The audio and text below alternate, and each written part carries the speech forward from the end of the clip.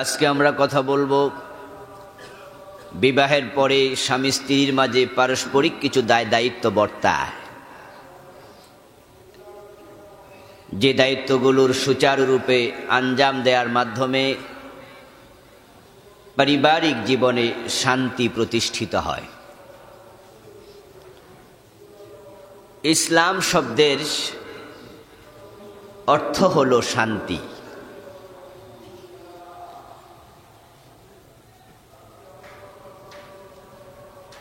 যদিও মূল অর্থ আত্মসমর্পণ, আর আমরা জানি যে আত্মসমর্পণের মাধ্যমে শান্তি প্রতিষ্ঠিত হয়, যুদ্ধ বিরহ বন্ধ হয়। তো ইসলামের শান্তি তখনই পাওয়া যাবে যখন ইসলাম প্রণীত বিধানগুলো মানুষ তাদের জীবনে বাস্তবায়ন করবে। অশান্ত পৃথিবীকে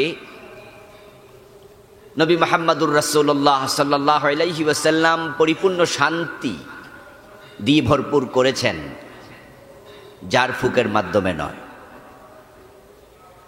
কোরআন তেলাওয়াত করে ফু দিয়েছে আর শান্তি কায়েম হয়ে গিয়েছে, ব্যাপারটি মোটেও তা নয়। বরং শান্তি কায়েম হয়েছিল ইসলামের বিধানগুলো মানুষ মেনে নিয়েছে সর্বান্তকরণে।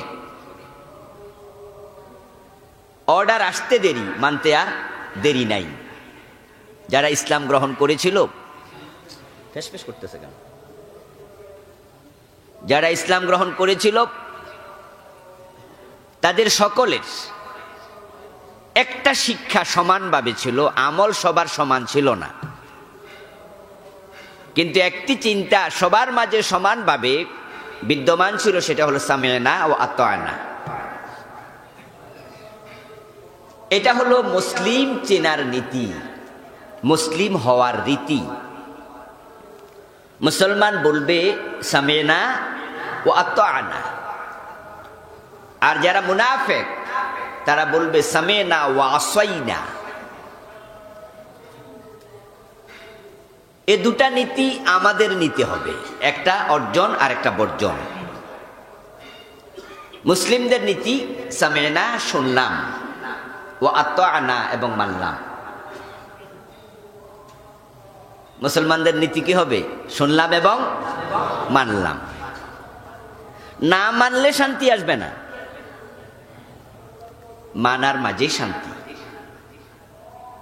যেদিন মদের চূড়ান্ত নিষেধাজ্ঞা আসলো, আপনারা জানেন যে এর আগে শুধু নামাজের ওয়াক্ত ব্যতীত বাকি সময় মদ পান করার অনুমতি ছিল।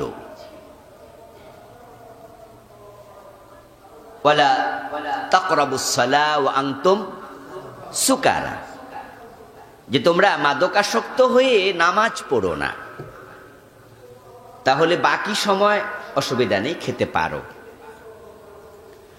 কিন্তু যখন ইন্নামাল খামরু ওয়াল মাইসির ওয়াল আনসাব ওয়াল আজলাম রিজসুম মিন আমালি শায়তানি ফাজতানিবুহু, এই আয়াত আসলো, মদ আর খাওয়া যাবে না।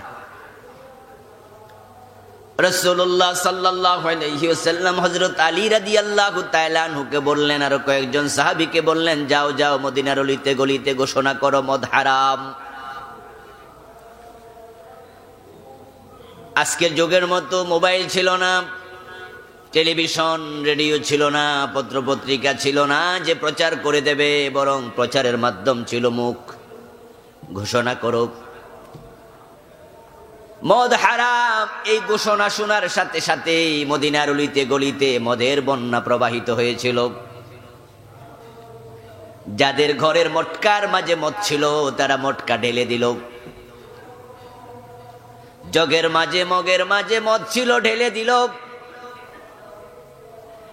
যারা গ্লাস হাতে নিয়েছে মদ পান করবে, আয়াত নাজিল হয়েছে মদ হারাম, কানে আওয়াজ আসার সাথে সাথে গ্লাসের মদটা ফেলে দিল। এমনও বর্ণনা পাওয়া যায়, কেউ কেউ মুখে মদ নিয়েছে, গালের মাঝে মদ আছে, এখনো গিলে নাই, কানে আওয়াজ আসার সাথে সাথে তারা মুখের মদটাও ফেলে দিয়েছে। সামি'না ওয়া আতা'না। গ্লাসে যেহেতু নিছি, এটুকু খাইয়াই লই, যেহেতু আয়াত নাজিল হয়েছে মদ হারাম, তাহলে তো আর জীবনে কোনোদিন খাওয়া যাবে না। তো যতটুকু জগে আছে মগে আছে, এই চান্স জীবনের শেষবারের মতো কাজে লাগাই। এ চিন্তা একজন সাহাবার মাথায়ও আসে নাই। একটি থিওরিতে সবাই একমত, শোনার সাথে সাথে মানতে হবে, মানার নাম ইসলাম। আমাদের দেশে এখন জানার নাম ইসলাম, মানার নাম ইসলাম নয়। সুদ হারাম এটা জানে না কয়জনে? সবাই জানে। এরপরও সুদ আসেনি, খাচ্ছে সবাই, অনেকেই দেদারসে খাচ্ছে, হারাম জানে। আমার বন্ধু, নামাজ পড়া ফরজ এটা কয়জন জানে না? সবাই জানে, কিন্তু নামাজ কয়জনে পড়তেছে? হাজার হাজার লোক 5 ওয়াক্ত নামাজের ব্যাপারে উদাসীন, জানছে কিন্তু মানে না। এজন্য ইসলাম মোমেনদেরকে যে নির্দেশনা দিয়েছে, সামিনা ওয়া আতানা, এটা হবে মোমেনদের নির্দেশনা, বাস্তবায়নের নীতি। শুনলাম আর মানলাম।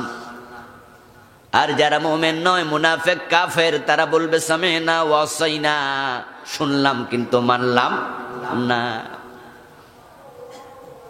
শুনলাম কিন্তু মানলাম না। এটা হলো কাফেরদের নীতি, মুনাফিকদের নীতি। এখন যদি আমরা এই নীতি দিয়ে বিচার করি, তাহলে মোমেন কত পার্সেন্ট পাবো?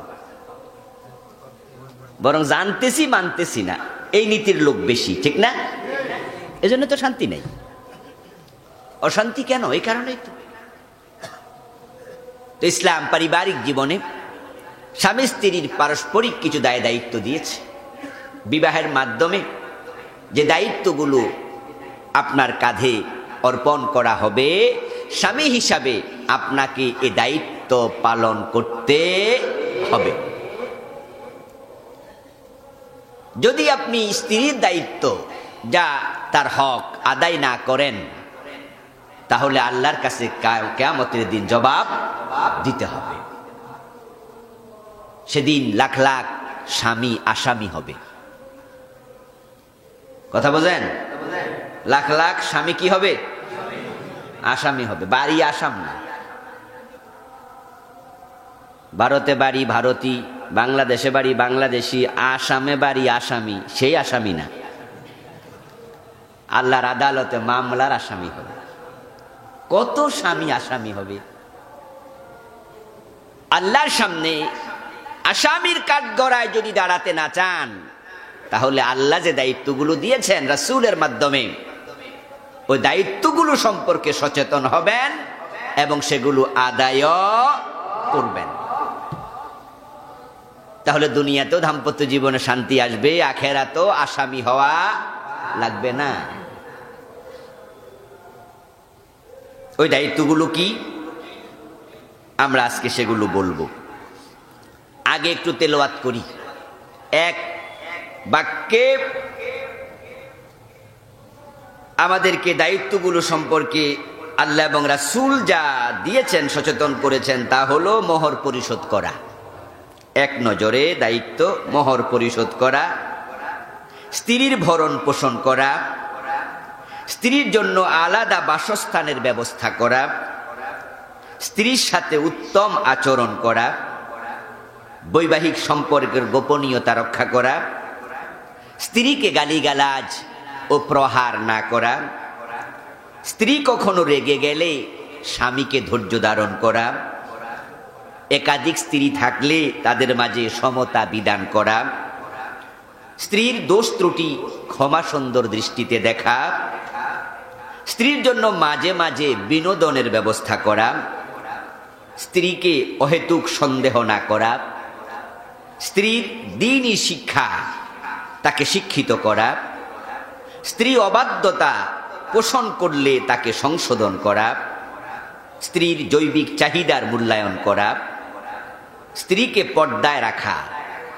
এবং তার কাছে পর্দার গুরুত্ব তুলে ধরা, স্ত্রীর জন্য হাত খরচা দেয়া, স্ত্রীকে প্রয়োজনে বিবাহ বিচ্ছেদ তথা খোলার অনুমতি দেয়া, পারিবারিক গুরুত্বপূর্ণ সিদ্ধান্ত নিতে হলে স্ত্রীর সাথে পরামর্শ করা।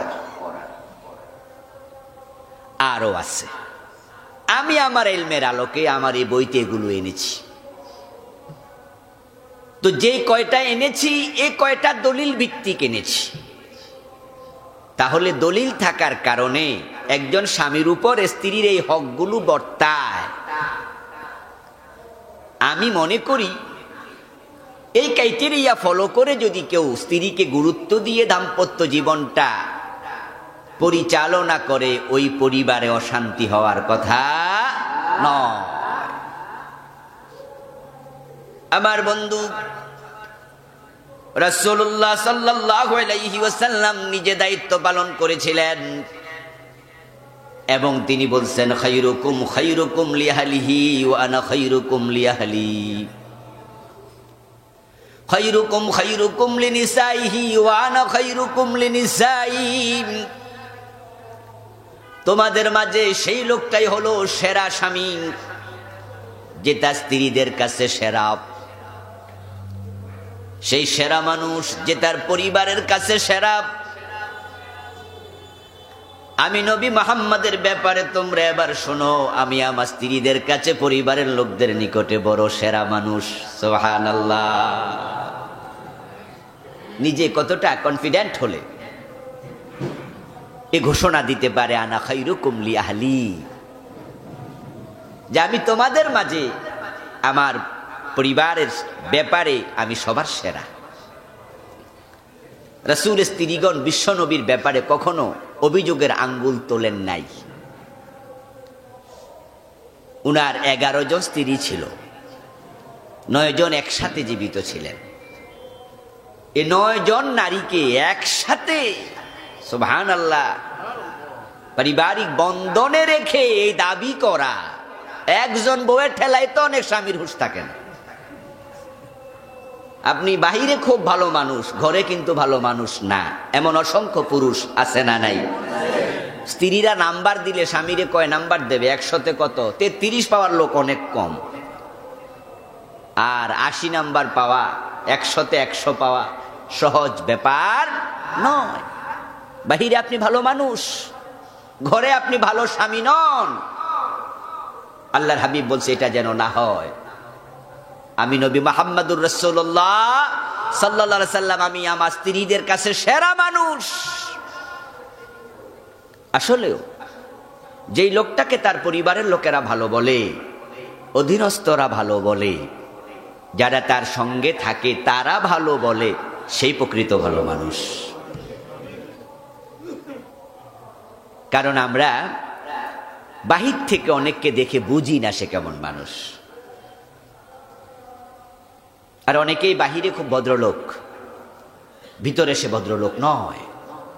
স্ত্রী জানে আপনার চরিত্র কেমন, আপনার ব্যবহার কেমন, আপনার মেজাজ কেমন, আপনার লেনদেন কেমন, আপনি মানুষের ব্যাপারে কতটুকু স্যাক্রিফাইস করতে জানেন, ইত্যাদি ইত্যাদি। যত মানবিক গুণ আছে সবগুলা স্ত্রীর কাছে আয়নার মতো স্পষ্ট। আর স্ত্রী এগুলো দেখে যদি আপনারে নম্বর দেয়, 80 নাম্বার দিয়ে দেয়, 60 নাম্বার দিয়ে দেয়, 70 নাম্বার দিয়ে দেয়, আপনি ফার্স্ট ডিভিশন পাওয়ার স্বামী। এজন্য আমরা সকলে তো চাইনিজকে ভালো হিসাবে উপস্থাপন করতে, কে না চাই? বাহিরে যাওয়ার সময় একটু পরিপাটি কাপড় পরি, আয়নার সামনে দাঁড়াই একটু চেহারাটা দেখে নেই, কারো সাথে কথা বলতে চাইলে একটু ভদ্রভাবে বলি। আমরা নিজেকে সবাই ভালো রূপে উপস্থাপন করতে চাই, তো ঘরে কেন নয়? সেটা তো আসল জায়গা।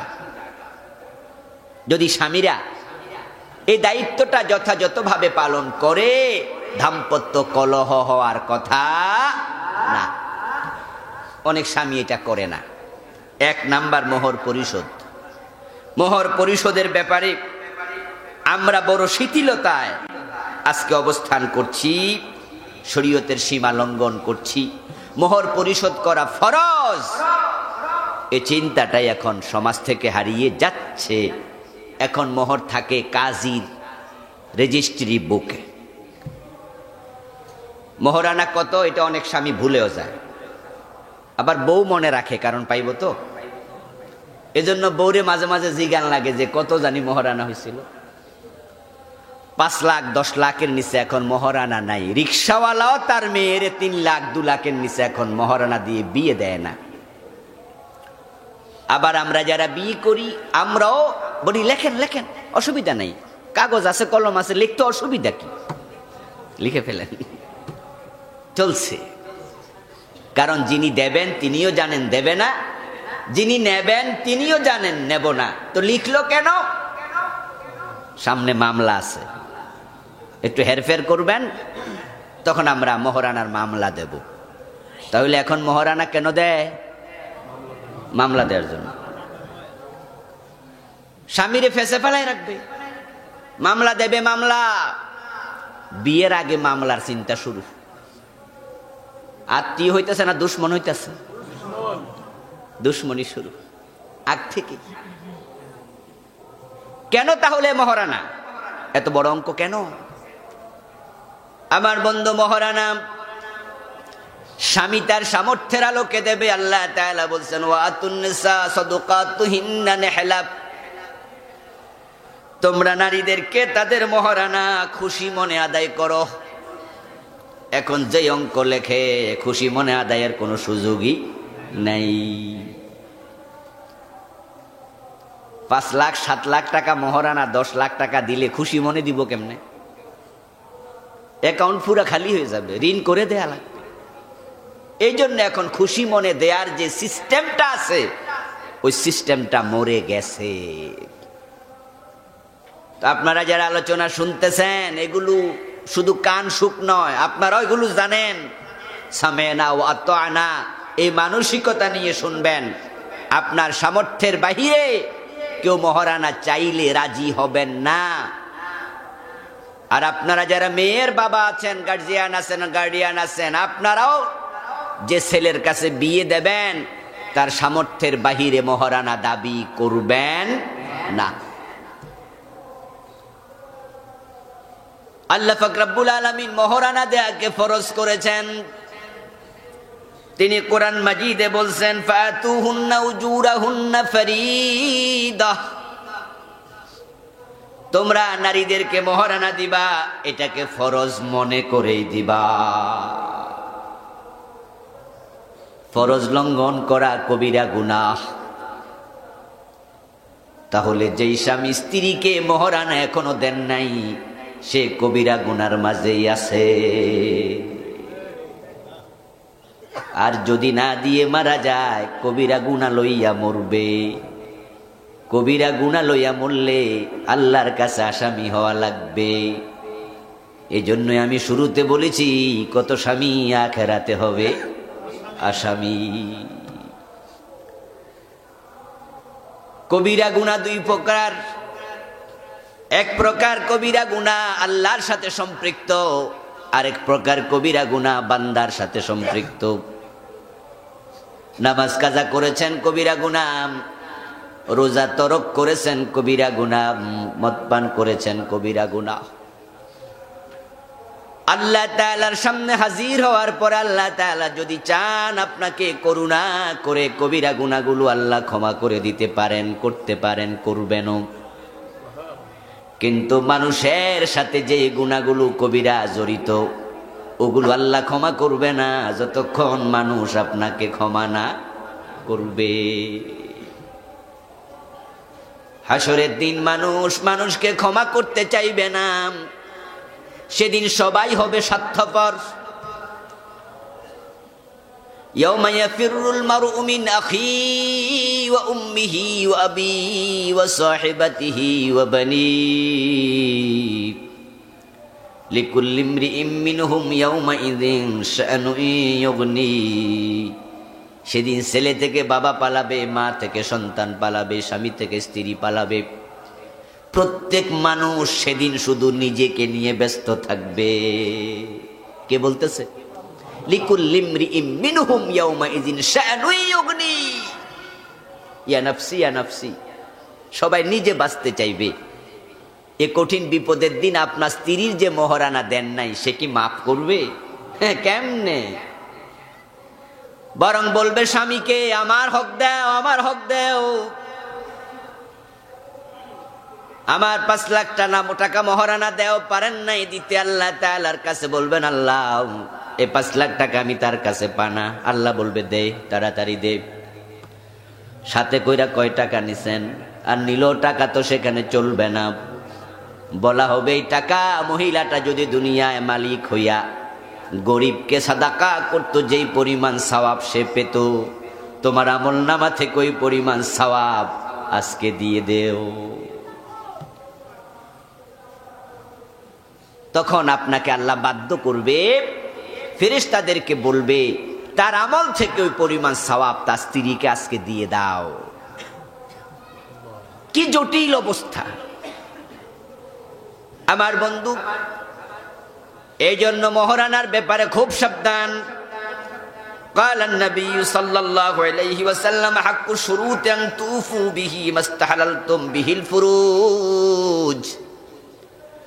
দুনিয়াতে মানুষের সাথে মানুষের লেনদেনে যে সকল গুরুত্বপূর্ণ শর্তকে তোমরা পূর্ণতা দেওয়ার জন্য সিরিয়াল 1 নম্বরে রাখো, যে সকল বিষয় মীমাংসা করার জন্য তোমরা আগায়া যাও, সবচেয়ে বেশি গুরুত্ব দাও, ওগুলোর মাঝে অন্যতম একটি মামলার মীমাংসা দরকার। সেটা হলো স্ত্রীর সাথে স্বামীর মোহরের সম্পর্ক,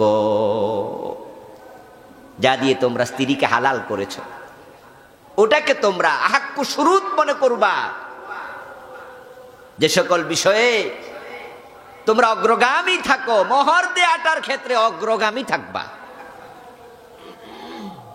এই সত্যটা আজকে কোন অবস্থানে আছে আপনাদের মুখ থেকে একটু আমি জানি। এই বিষয়ে আমরা অগ্রগামী না পশ্চাৎগামী? পশ্চাৎগামী। এবং জাতি দিন দিন আরো পশ্চাৎগামী হচ্ছে।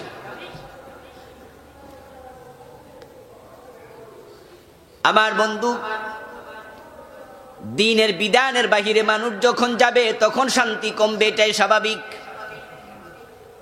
মহারানার অঙ্কটা যত লম্বা হবে, স্ত্রীরা স্বামীর তত বাধ্য হতে থাকবে।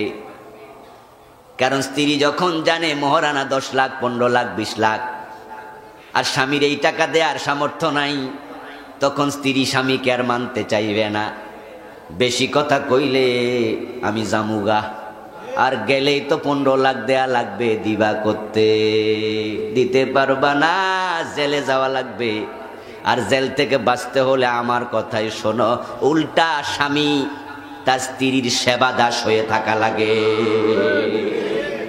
পিঠের তলায় হাত পড়লে যা হয় আর, পিঠের তলায় হাত পড়লে নড়াচড়া কঠিন। মোহর যারা বেশি দেবেন তারা বউয়ের পিঠের তলায় হাত দিচ্ছেন, অশান্তি তো হবেই। এটা একটা অশান্তির কারণ, মেন্টাল বিষয়, মানসিক বিষয়। এই জন্য ইসলাম মহারানা ফরজ করেছে, নির্ধারিত কোনো অঙ্ক ফরজ করে, বরং আল্লাহর হাবিব সাল্লাল্লাহু আলাইহি সাল্লাম বলেছেন আযামুন নিকাহে বারাকাতান আইসারুহু মাউনাতান। বরকতের দিক থেকে সেই বিবাহ উত্তম যেই বিবাহতে মোহর হয় সামর্থ্যের ভিতরে। মোহর হবে। এখন মোহর যারা দিতে চাইবেন না তারা জেনাকারী, জেনাকারী, জেনাকারী। একটি হাদিস হলো মান তাজাওয়াজা ইমরাআতান বিসিদাকিন ওয়া ইয়ানভি আন লা ইউদ্দিহি ফাহুয়া জানিন। যে ব্যক্তি মোহর লিখে, মোহর নির্ধারণ করে বিয়ের সময় আর মনে মনে ভাবে দিমু না, সে জেনাকারী। এই হাদিসের ঠিক মেসদাক আমরা হয়ে গেছি। এই দেশে এখন শতকরা 90টা বা তার চেয়ে বেশি বিয়েতে মোহর লিখে দেয়ার নিয়ত নাই, যেটা আমি কিছুক্ষণ আগে বলেছি, দেয়ার নিয়তই নাই। জেনাকারী হচ্ছে সব। এই জন্য সাবধান, সাবধান। এখন স্ত্রী যদি মহারানা থেকে কিছু মাপ করতে চায় সেটা সুযোগও আছে। তো আপনারা যারা ইতিমধ্যে 5 লাখ 10 লাখের ধাক্কা খাইয়া বিপদে পড়ে গেছেন, তারা কি করবেন?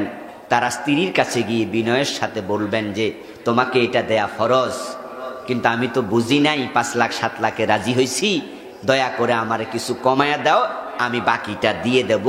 স্ত্রী যদি বলে দ্যাটস ওকে, তাহলে আপনি সে যতটুকু দাবি করে ততটুকু দিয়ে মুক্তি নিতে পারবেন। আল্লাহ তাআলা বলেন ফায়াতিবনা লাকুম আন শাইইম মিনহু নাফসা ফাকুলুহু হানিয়াম মারিয়া। মহারানা থেকে কিছু অংশ তোমাকে মাপ দিতে চায়, তাহলে যতটুকু মাপ পাইলা অতটুকু তোমার নিজে ভোগ করার সুযোগ আছে। তাহলে মহারানা মাপ দেওয়ার অধিকার আল্লাহ নারীকে দিয়েছে। তো স্বামী স্ত্রীর মাঝে যাদের সুসম্পর্ক আছে তারা মাপ নিয়ে নেন, অথবা বলেন, কন্ডিশন দেন যে আমি যদি মরে যাই তাহলে মাপ করো, আর বেঁচে থাকলে সবটাই দিমু। তাও যদি রাজি হয়, আখেরাতে হয়তো আসামি হওয়া লাগবে না। আখেরাতে যেন আসামি হওয়া না লাগে, এ চিন্তা সব সময় মাথায় লালন করবেন। ওয়ালা জুনাহা আলাইকুম ফিমা তারাদাইতুম বিহি মিন বাদিল ফরিদা। আল্লাহ তাআলা আবার বলছেন সূরা নিসার 24 নম্বর আয়াতে, তোমরা নির্ধারণ করার পরেও পরস্পর রাজি হইয়া যদি কিছু মাপ হয়ে যায়, মাপ করে দেয়, এতে মহিলাটার কোনো গুনাহ নেই।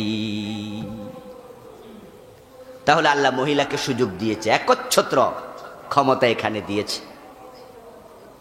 এই জন্য আমাদের এই ভিডিওগুলোর মাধ্যমে এই ওয়াজটা হাজার হাজার বোনদের কাছে, মায়েদের কাছে যাবে, পৌঁছে যাবে। আমি মা বোনদেরকে অনুরোধ করব, যাদের স্বামীরা ইতিমধ্যে লম্বা মোহরের চাপে পড়ে আছে, আপনি যদি আপনার স্বামীকে জেনাকারের কাতারে দেখতে না চান, আখেরাতে আদালতে আখেরাতে আসামির কাঠগড়া দেখতে না চান, আপনি আপনার স্বামীকে কিছু মাফ করে দেন।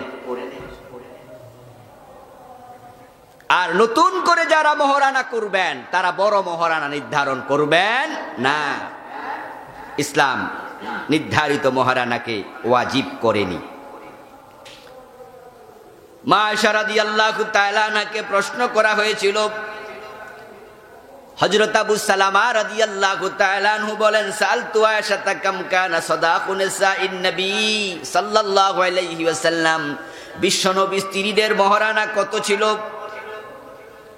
قالت كان صداقه في ازواجه 12 اوقيا ونشا وذلك 500 درهم। মায়েশা জবাব দেন, বিশ্বনবী স্ত্রীদের মহারানা ছিল 500 দিরহাম। কত? 500 দিরহাম। 500 দিরহামে বর্তমান বাজার মূল্য হলো 131 তোলা রূপা, 131 বড়ি রূপা। তো 131 বড়ি রূপা হলে এক বড়ির দাম যদি 1000 টাকা হয়, বর্তমান বাজার মূল্যের কথা বলছি, তখন আরো কম ছিল। তো বর্তমান বাজার মূল্যে যদি এক বড়ি রূপা 1000 টাকা হয়, তাহলে 500 দিরহাম মানে 1,31,000 টাকা। হযরত ফাতেমাতুজ জাহরা রাদিয়াল্লাহু তাআলা আনহার বিয়ে তো মহারানা ছিল 500 দিরহাম, এর মানে বর্তমান বাজার মূল্যে 1,31,000 টাকা। হযরত ওমর রাদিয়াল্লাহু তাআলা আনহু বলতেন, লা তুগালু সাদাকান নিসাম। ও গার্ডিয়ানেরা, মেয়ের অভিভাবকেরা, গার্জিয়ানরা শোনো, তোমরা মেয়েদেরকে বিয়ের সময় মহারানা নিয়ে বাড়াবাড়ি করিও না। ফাইন্নাহা লাউ কানাত মুকরামাতান ফিদ দুনিয়া, এটা যদি দুনিয়ায় সম্মানের কারণ হতো, মহারানা যত বেশি সম্মান তত বেশি। যদি এটা হতো আও তাকওয়ান ইনদাল্লাহ, অথবা মোহর বেশি হলে তাকওয়া বেশি হয়, আল্লাহ খুশি হয়, ব্যাপারটা যদি তাই হতো, কানা আউলাকুম ওয়া হাক্কুকুম বিহা মুহাম্মাদুন সাল্লাল্লাহু আলাইহি ওয়াসাল্লাম, তাহলে বিশ্বনবীর বিয়েতে মোহর হতো সবচেয়ে বেশি। রাসূলের স্ত্রীদের বিয়েতে মোহর হতো বেশি, রাসূলের মেয়ে ফাতেমার বিয়েতে মোহর হতো সবচেয়ে বেশি। যে মোহর বেশি হইলে সম্মান বাইরে যায়। তো সম্মানের ক্ষেত্রে সবচেয়ে সম্মানী যিনি, নবী মুহাম্মদুর রাসূলুল্লাহ সাল্লাল্লাহু আলাইহি ওয়াসাল্লাম, উনি মোহর দিতেন সবচেয়ে বেশি। কিন্তু ব্যাপারটা তা নয়। তাই ও মেয়ের বাবারা, মহারানা নিয়ে তোমরা বাড়াবাড়ি করো না। তাহলে রাসূলের মেয়ের বিয়েতে 500 দিরহাম হয়, উনার স্ত্রীদের বিয়েতে 500 দিরহাম হয়, 1,31,000 টাকা। এটা একটা স্ট্যান্ডার্ড মান হতে পারে, এটাকে আমরা একটা স্ট্যান্ডার্ড লেভেল ধরতে পারি। তাহলে আমাদের সাধারণ বিয়েগুলো তো এই পরিমাণ মোহর হতে পারে। হ্যাঁ, যদি কারো সামর্থ্য বেশি থাকে তাহলে সে আরো বেশি দেবে, কোনো অসুবিধা নাই। কোটি কোটি টাকাও মোহর দেয়া জায়েজ আছে। একবার হযরত ওমর রাদিয়াল্লাহু তাআলা আনহু মসজিদে নববীতে দাঁড়ালেন। উনি বললেন যে আমার কাছে বিভিন্ন রকমের অভিযোগ আসছে, মেয়ের বাবারা মোহর বেশি দাবি করছো। আমি মনস্থির করেছি যে আমি মোহরের একটা নির্ধারিত অঙ্ক নির্ধারণ করে দেব, এর চেয়ে বেশি মোহর দেয়া যাবে না। জুমার মসজিদে খুতবা চলাকালে তিনি খুতবায় কথাটা বলছিলেন। একজন মহিলা দাঁড়িয়ে গেল, দাঁড়িয়ে বলতেছে, হে আমিরুল মুমিনিন, আপনি অঙ্ক নির্ধারণ করবেন এই অধিকার আপনাকে কে দিল? আল্লাহ তাআলা কোরআন মাজিদে বলছেন, ওয়া আতাইতুম ইহদাহুন্না কিনতারা ফালা তাখুযু মিনহু শাইআ। তোমাদের কেউ যদি তার স্ত্রীকে কেনতার পরিমাণ মোহরানা দেয়, তালাক দেওয়ার পরে আর ফিরাইয়া নিও না। তার মোহরানার মালিক তাকে বানাইয়া দিছো, ফিরিয়ে নিও না। আল্লাহ কয় কেনতার পরিমাণ যদি দেয়, তাহলে আয়াত দিয়ে বোঝা যায় কেনতার পরিমাণ দেওয়ার সুযোগও আছে। তো আপনি নির্ধারণ করবেন, কোরআনের বাহিরে যাইয়া এই অধিকার আপনি পাইলেন কই? কেনতারের অনেকগুলো ব্যাখ্যা আছে,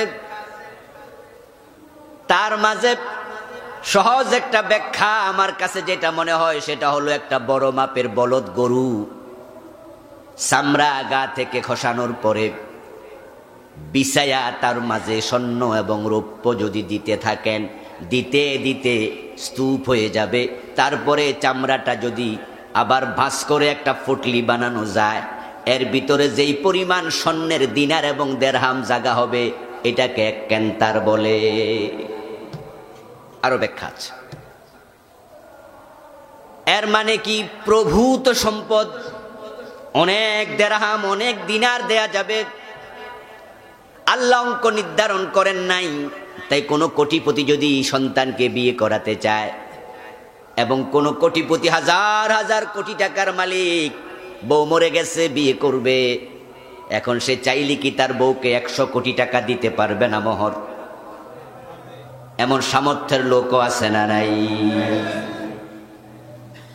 হাজার হাজার কোটি টাকার মালিক, তিনি 100 কোটি টাকা দেবে, এটা তার কাছে কিচ্ছু না। ইসলাম বলছে সেটা সুযোগ আছে, কিন্তু এটা স্ট্যান্ডার্ড নয়, এটা লেভেল নয়। লেভেল হলো বিশ্ব নবীটা। কেউ বেশি দিতে চাইলে দিতে পারবে। ফারুক আজম ওমর রাদিয়াল্লাহু তাআলা আনহু মহিলার কথাটা শুনে এই আয়াতের কথা ওনার মনে পড়ে গেল।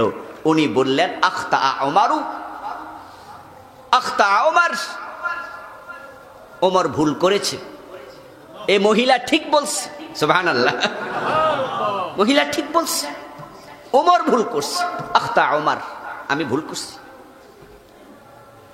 ইসলাম কত সুন্দর।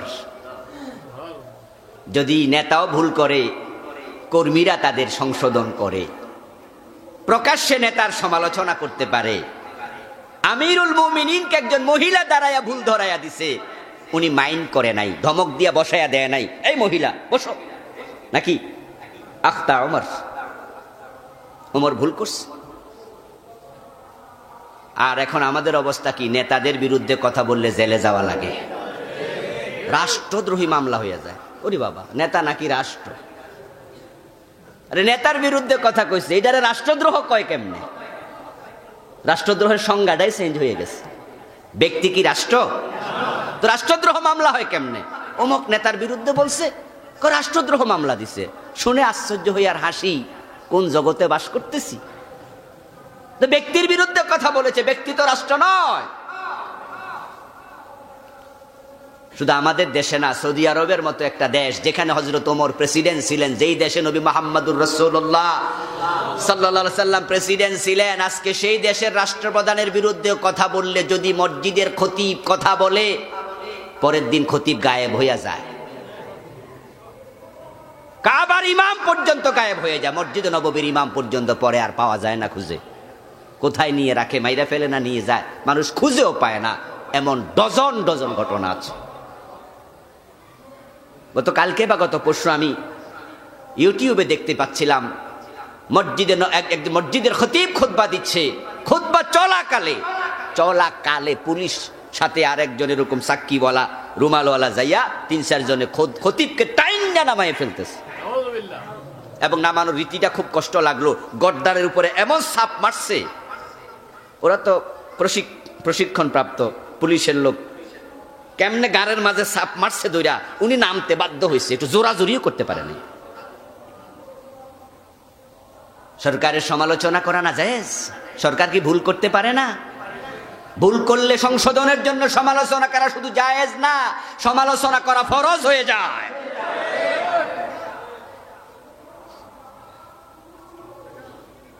আদ-দীন ওয়ান নাসিহা, আদ-দীন ওয়ান নাসিহা, দিন মানে হলো কল্যাণ কামনা করা। আনসুর আখাকা যালিমান আও মাজলুমা, আল্লাহর রাসূল বলেন তোমার ভাইকে তুমি সে জালেম হোক আর মাজলুম হোক তাকে সাহায্য করো। এখন সাহাবী বলে হুজুর বুঝলাম মাজলুমকে সাহায্য করব, এটা তো বুঝি, কিন্তু কাইফা আনসুর জালেমান, আমি জালেমরে সাহায্য করব কেমনে? আচ্ছা হুজুর জালেমরে সাহায্য করব কেমনে? রাসূল বলেন তামনাউহু আনিজ যুলম ফা ইন্না যালিকা নাসরুহু, জালেম যখন জুলুম করবে তখন তুমি তাকে জুলুম থেকে বিরত রাখবা, নিষেধ করবা, ক্ষমতা প্রয়োগ করবা, জুলুম করতে দিবা না, এটাই তাকে সাহায্য করা। ভুল করলে সংশোধন করবা, সমালোচনা করবা, বুঝাইয়া দিবা, অন্যায় করা যাবে না, এটা ঠিক না, এটা হারাম।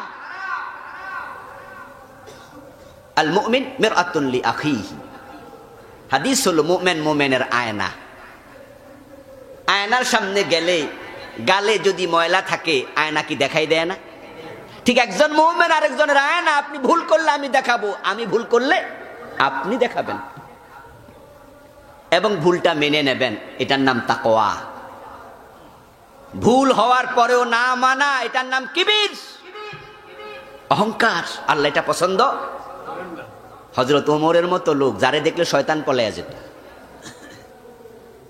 যার সামনে পাবলিক ডরে কথা বলতো না, মেজাজ সাহস সব মিলেয়া রব, কিন্তু একজন মহিলাও দ্বীনের মাসআলার ব্যাপারে ওমরকে ছাড় দেন নাই, এবং ওমর রাদিয়াল্লাহু তাআলা আনহু কোনো অহংকার করেন নাই, উনি মেনে নিয়েছেন। তাহলে বোঝা গেল যে মহরানার ব্যাপারে শরীয়তের যে সীমা, সেটা লঙ্ঘিত হলে এর দায়ভার দায়িত্ব আমরা কখনো এড়াতে পারবো না, আল্লাহর কাছে জবাব দিতে হবে। এটা আল্লাহর বিধান, এটা আল্লাহর সীমানা, এটাকে রক্ষা করা আমাদের দায়িত্ব। আল্লাহ রক্ষা করা তৌফিক দিন। মনে করা হচ্ছে মোহর বেশি হলে বিবাহ আপনার খুব কি বলে টেকসই হবে, মোহর বেশি হলে তালাক কমবে, মোহর বেশি হলে মহরানার টাকাও দিতে পারবে না, তালাকও দিতে পারবে না, এতে করে বিবাহ টিকে থাকবে।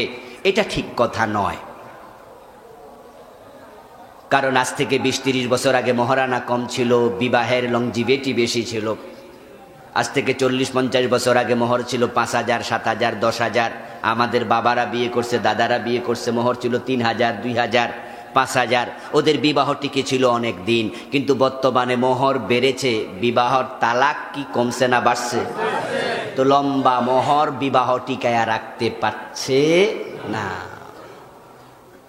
এই জন্য এটা মনে করা ঠিক নয়। 2 নম্বর দায়িত্ব, স্ত্রীর ভরণ পোষণ করা। আমার বন্ধু স্ত্রীকে বাসায় আনছেন, এখন তাকে খাবার দেয়া আপনার দায়িত্ব, তাকে কাপড় দেয়া আপনার দায়িত্ব, তার যাবতীয় যত খরচাপাতি আছে সব দেয়া আপনার দায়িত্ব। তাকে ভরণ পোষণ দেবেন, এই শর্তেই আপনি তাকে ঘরে তুলে এনেছেন। যদি না দেন ঠিকঠাক মতো, তাহলে দায়িত্ব অবহেলার আসামি হওয়া লাগবে। আল্লাহ পুরুষকে নারীর উপরে কেন কর্তৃত্ব দিয়েছেন? পুরুষরা হবে কর্তা, পুরুষরা হবে শাসক। কারণটা কি?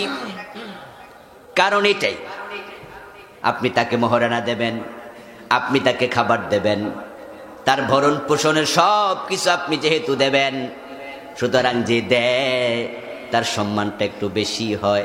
আপনি দেবেন তাই আল্লাহ আপনাকে সম্মান দিয়েছেন। আপনি না দিয়া সম্মানের আসনে বসার অধিকার আপনার নেই। আল্লাহ তাআলা বলেছেন, আর-রিজালু কাওয়ামুনা আলান নিসা। আল্লাহ পুরুষদেরকে নারীদের কর্তা বানিয়েছে। বিমা ফাদ্দালাল্লাহু বা'দাহুম আলা বা'দিন, এর কারণ আল্লাহ একের উপর অন্যকে শ্রেষ্ঠত্ব দেন। ও বিমা আনফাকু মিন আমওয়ালিহিম, আরেকটা কারণ হলো পুরুষরা তাদের পরিবারের জন্য খরচ করে। আপনি তো একবার বিয়ের দিন থেকে খরচ শুরু। আমরা যখন বিয়ে করতে যাই তখনও তো সাথে করে কাপড় চোপড় নেই, ঠিক না? এর মানে বউর পক্ষ অপেক্ষা করে স্বামীর বাড়ির কাপড় পরাইয়া, স্বর্ণ গয়না পরাইয়া তারপরে স্বামীর বাড়ি যাবে। এর মানে বিয়ের দিন থেকে শুরু হয়েছে দায় দায়িত্ব কার? আপনার। এখন পুরুষেরা চাকরিওয়ালা বউ খোঁজে, যেন খরচাপাতি দেয়া না লাগে। একটা ফ্যান ছেড়ে দেন। চাকরিওয়ালা বউ খুঁজতেছে। আগে জিজ্ঞাসা করতো বিয়ে করতে গেলে মেয়েটা কোরআন পড়তে পারে কিনা, পর্দা করে কিনা। আর এখন জিজ্ঞাসা করে মেয়ে চাকরি করে কিনা। হাজার হাজার পুরুষ বউয়ের ইনকামের উপর ডিপেন্ড করতে চায়, এবং মেয়ে যদি চাকরি করে তখন অনেক কিছু ছাড় দেয়। আগে বিয়া হইছে, বাচ্চা কাচ্চা আছে, এটা শুনাও অবিবাহিত ছেলে চাকরিওয়ালা বউ বিয়ে করতে চায়, এটা খারাপ কিছু না, করুন, আমার আপত্তি নাই। উদ্দেশ্য কিন্তু ভালো না, উদ্দেশ্য হলো বউয়ের ইনকামে চলবে। আমার বন্ধু, আপনি স্ত্রীকে আনছেন ঘরে, দায়িত্বটা আপনার ছিল।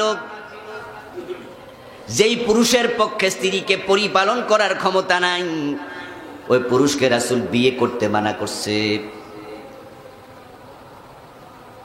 ইয়া মাশারা শাবাব, ও যুবকেরা, মান ইসতাতা মিনকুমুল বাতা ফালিয়াতাজাব্বাস, সামর্থ্য আছে বিয়ে করো।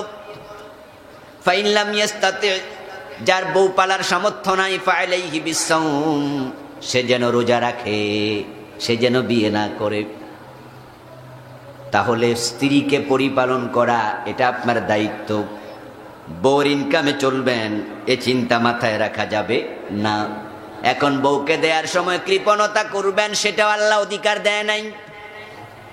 আল্লাহ বলছেন লিউনফিক যু সাআতিম মিন সাআতিহি, প্রত্যেক স্বামীর উচিত তার সামর্থ্যের আলোকে পরিবারের জন্য খরচ করবে।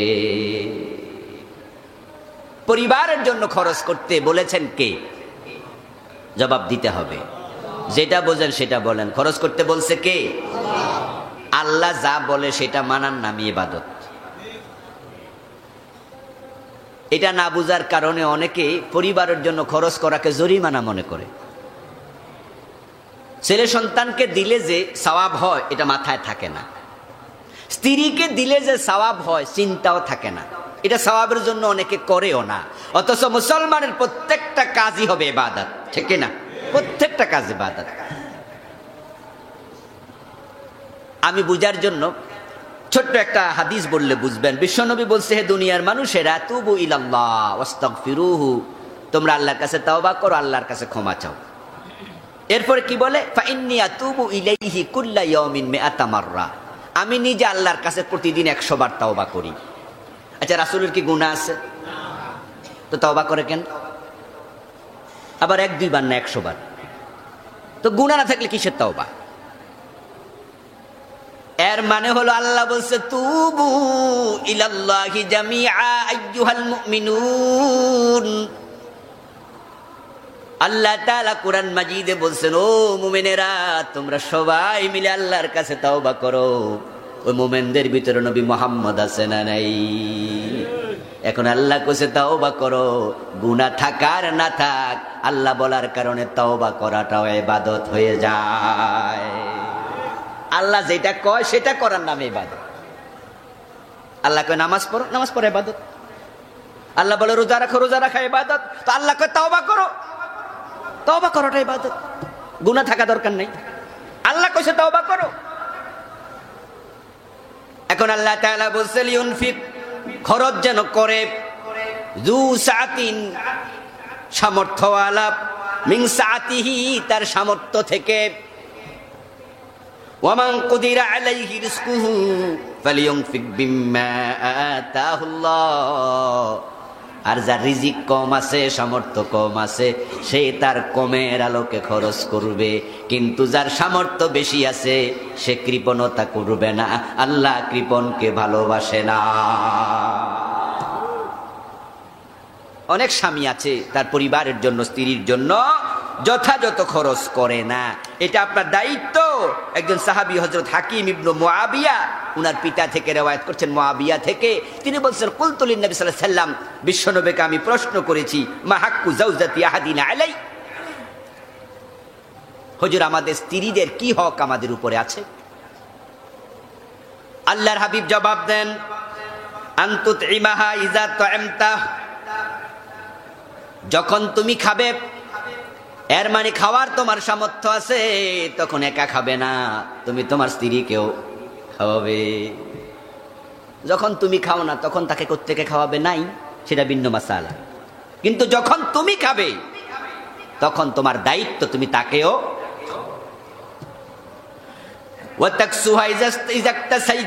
যখন তুমি কাপড় পরিধান করার মতো সামর্থ্য তোমার থাকবে, কাপড় কিনবে, তখন স্ত্রীর জন্য কিনবে, তাকেও কাপড় কিনে দেবে। ওয়ালা তাদরিবিল ওয়াজহা, তার কোনো আচরণে খেপে গিয়ে তার চেহারায় আঘাত করবে না। ওয়ালা তুকাব্বিহ, কখনো তাকে বকাবকি করবে না, গালি দেবে না। ওয়ালা তাহজুরিল্লাহ ফিল বাইত, এবং তাকে দূরে রেখে নিজে অনেক দূরে থাকবে না। যদি দূরে থাকো তার সাথে পরামর্শ করে থাকবে। বউ রাইখা বিদেশ চলে যাবেন, 5 বছর 7 বছর আসে না, 10 বছর আসে না, বিয়ের পর দিন চলে গেছে, 2 দিন 5 দিন 7 দিন পরে চলে গেছে, 3-4 বছর আসে না, এটা স্বামী না, এটা জালেম। এ জালেম এখন অনেক। এমন ঘটনা আমি জানি, বিয়ের পরে চলে গেছে, বাচ্চা হয়ে গেছে, 1 মাস 1.5 মাস ছিল, পেটে বাচ্চা এসে গেছে, ওই বাচ্চার বয়স এখন 18 বছর 19 বছর, বাপ এখনো আসে নাই। আস্তাগফিরুল্লাহ আল-আযীম। বিয়ে করছো কেন মিয়া তুমি? এই জাতীয় স্বামীদের স্ত্রী পরকীয়ায় লিপ্ত হওয়ার সম্ভাবনা আছে না নাই? হাজার হাজার জেনা ব্যভিচার চলছে। বিয়ে করে চলে গেছে, এখন বাজারে দেবর এনে, শ্বশুর বাড়ি দেবর নেয়, অফিস আদালতে যদি কোনো কাজ থাকে দেবরের সাথে যায়, ভাবি দেবরকে নিয়ে সিনেমা হলে যায়, এমন ঘটনাও আছে। এখন আর স্বামী স্বামী না, দেবর স্বামীর জায়গায় বইছে। হাজার হাজার পরিবারে এটা চলছে। রাসূল দেবরকে মৃত্যুতুল্য বলেছেন এ কারণেই, এখানে জেনার সম্ভাবনা খুব বেশি। এই জন্য স্ত্রীর হক দিতে হবে। রাসূল সাল্লাল্লাহু আলাইহি ওয়াসাল্লাম বলছেন, ইজান ফাকাল মুসলিমুনা ফাকাতান আলা আহলিহি ওয়া হুয়া ইয়াহতাসিবুহা কানাত লাহু সাদাকা। তোমরা কেউ যখন তোমার পরিবারের জন্য খরচ করবে, তোমার স্ত্রীর জন্য, হাত্তা তাজআলাল লুকমাতাল্লাতী ফি ইমরাতিক, তোমার স্ত্রীর মুখে যে লোকমাটা তুমি তুলে দিয়েছো, তোমার আহার থেকে সে খেয়েছে, তোমার ইনকাম থেকে খেয়েছে, তুমি সওয়াবের নিয়ত করো, এটাও সাদাকা হয়ে যাবে। নিজের সন্তানকে খরচ দেবেন, পড়ার খরচ, কাপড় চোপড় খাওয়াবেন, সাদাকা সাদাকা। কারণ এই যে বাচ্চাটাকে আপনি খাওয়াচ্ছেন, জন্মের পর থেকেই তাকে আপনি ফিডার খাওয়ানো শুরু করলেন, দুধ খাওয়ালেন, বড় করলেন, খাবার দিচ্ছেন, এই বাচ্চাটা কি আপনার গোলাম না আল্লাহর গোলাম? তা আপনি খাওয়াচ্ছেন, গোলাম তো আপনার না। এই বাচ্চা বড় হয়ে সেজদা দেবে কাকে? জিকির করবে কার? ইবাদত করবে কার? তা আপনি চাকরি করে খাওয়ান কেন? আল্লাহ জানে গোলাম আমারে ডাকবে, আমার জিকির করবে, আমার আনুগত্য করবে। ও বান্দা, আমার গোলাম রে তুমি খাওয়াচ্ছ, তাই তোমাকে আমি সাদাকার সওয়াব দিতে থাকবো।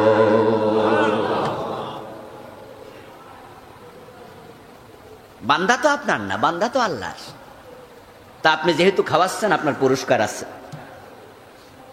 তবে যে কোনো আমলে সওয়াব পাওয়ার জন্য একটা শর্ত আছে, সেটা হলো সওয়াবের নিয়ত করতে হয়।